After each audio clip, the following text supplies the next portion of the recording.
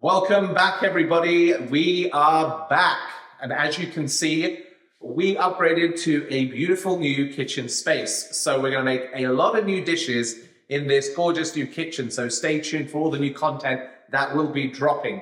And we're going to make a gorgeous starter today with some asparagus. You've probably seen it everywhere, cropping up in shops in big bunches. I'm going to show you how to make a lovely little starter with a 64-degree egg. Stay tuned. I'll show you how we're going to do that. I will put in a bit of guanciale and a few other little surprises and a lovely little puree underneath as well. So stay tuned. I'll show you all the little tips and tricks on how to do it. Okay, let's get into this one. We're back. So you've probably seen a lot of this asparagus popping around everywhere. Lovely, really nice. I'll show you a few little things that we're going to do with this. Traditionally, everybody just snaps it, and that kind of tells you, the bit that you don't want to use.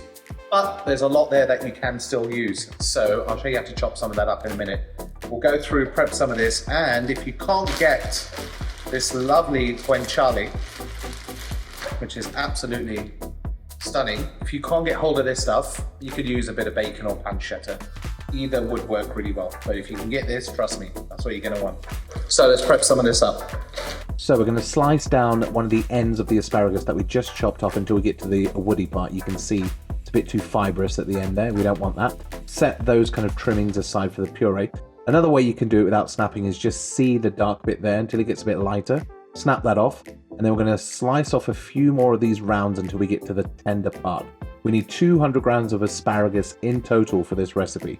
Now, if you get a few pieces that are a bit, squished like you always do with asparagus, chop that up as well and set that aside. So we've got the stalks there, the asparagus spears, and we've got some coins. Now we're going to finely dice a quarter of an onion, about 45 grams if you want to be precise. You can do it this way, which is pretty cool. You can make it into nice little slices, turn it round, and then give it a nice little fine dice. Set that aside, and we are also going to finely slice a clove of garlic. We don't want this to be too garlic or oniony, but we want the flavors to work really well with the base of this puree. Okay, this is some of the base of it. Set that aside. Now we're going to cut 100 grams of guanciale. If you cannot track this down, use pancetta, but guanciale is where it is at. Trim off some of the fat, never throw that out, save it for roast potatoes. And then we're just going to basically slice this up into like little lardons.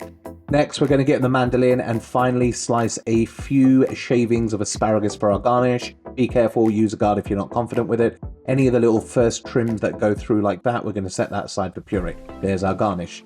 Okay, now we're going to cook our guanciale. We're just going to render the fat, get it nice and crispy. Should take you about 7 to 8 minutes. Once it's all nice golden brown and smelling absolutely amazing, set that aside on a tray with some kitchen paper just to absorb any excess fat. But all that fat left in the pan that's been rendered out, do not throw that away. We're going to use some of that in our puree. So all you're going to do is just going to drain it off and set that aside. Now in a clean pan, put a couple of spoons of the guanciale fat, and then we're going to put in our onion and garlic that we had from before, lightly saute that, and we're going to add a couple of sprigs of thyme leaves. Nothing too crazy. Sweat that down. You want a kind of low, medium heat, nothing crazy. Good generous knob of butter. Slowly melt that in and get that nicely incorporated, and then we're going to add all our asparagus trim. Give that a good mix around for about a minute or two. We just want to kind of get it nice and soft. Add a nice bit of salt and white pepper. Give this a good mix around again, and then we're going to add a nice generous squirt of water, probably about a quarter of a cup to start with. Put the lid on, and we're going to cook this for about 2 minutes. The steam is going to help cook everything through. Give it a nice squeeze of lemon, and to bulk this up, we're going to add 100 grams of frozen peas. Okay, mix that through. We're going to put the lid on again briefly. You can see it's already starting to cook through quite nicely, and now we're going to add a little bit more water at this stage as well, just to generate a bit of liquid for the puree. Okay, lid back on, give it another minute or two just to make sure everything's cooked through nicely. Make sure the asparagus is nice and mushy. It's going to help with the final texture of the puree. Now we're going to blend this all up. You can do it in stages if your blender's not too big. Once we've given it this initial blend, I'm going to add a little bit of salt, some white pepper, and then I'm going to add some of that reserved guanciale fat. Do this in stages because you have to taste it just to see how much you need. We'll start with about a good spoon first. Nice squeeze of lemon. Lid back on, give that another little blitz. Then we'll give it another taste. Needs a touch more salt, bit more of that guanciale fat just to emulsify everything, and we should be good. Okay, that looks pretty good to me. Pass it through a sieve. and store this with a bit of cling film on top so you don't get a skin, and put that in your fridge. Now you can get ahead and make this well in advance. Now we're going to blanch our asparagus spears. Make sure the water is boiling like this and salted nicely. Lid straight back on, give it a couple of minutes, just test a piece with a cake tester. You want a bit of resistance, you don't want it to go all the way through too easily. That looks pretty good, and then put that in an ice bath just to stop the cooking process. Next, what we're going to do is drain them, make sure they're dry, and then trim them up basically. So you want to cut off the ends, the spears, set them aside. Take the rest of that stalk, cut that in half again, and we'll set some aside for coins, but these ones will do a nice little dice. Take your time, it's good to get some good little cuts. And then with the other side, we're just going to do coins, as they call them. Just slice them like this and set this aside. This is all part of the dish for later. You could do this the day before. Now we're going to cook these eggs sous vide in a water bath set at 64 degrees C or 147 Fahrenheit for about an hour. I'm going to put 4 eggs in. Make sure your eggs are at room temperature. It really helps in the end. So your eggs are done after about an hour. If they're in a little bit longer, let's say 10 minutes more, it's not going to hurt it. Okay, now set one aside for a few minutes while we build the dish.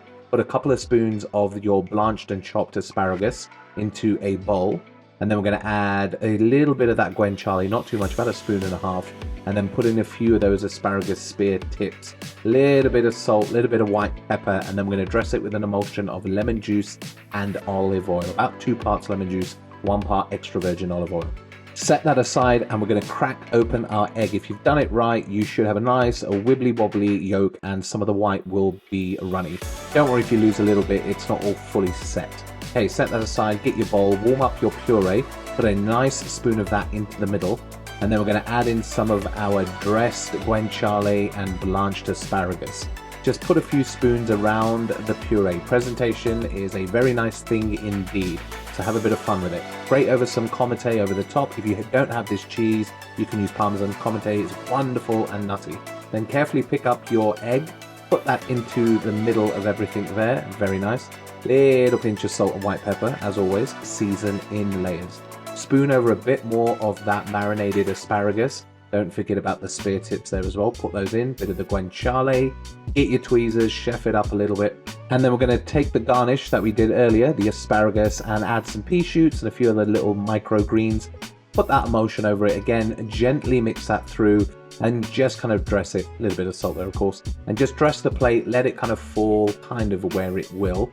And then you'll have a nice little bit of presentation, a little bit of freshness to the dish. Put on your leaves, and there you have a wonderful spring starter. Asparagus with 64-degree egg. Enjoy, my friends.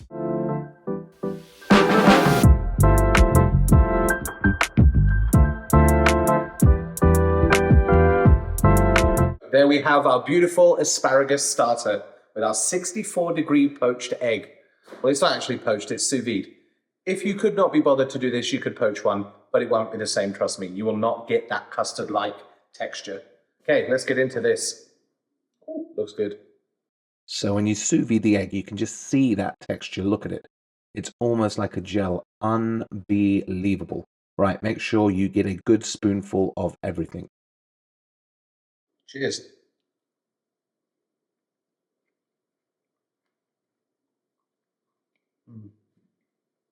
There's so much going on with this dish. You get asparagus, that's the underlying baseline of everything. But the crispy, salty guanciale you get right at the end. And that egg, it's like a gel. It's not even custardy, it's literally like a gel. And you have that with some of that lovely blanched asparagus, some of the pickle one, and you get a little bit of everything.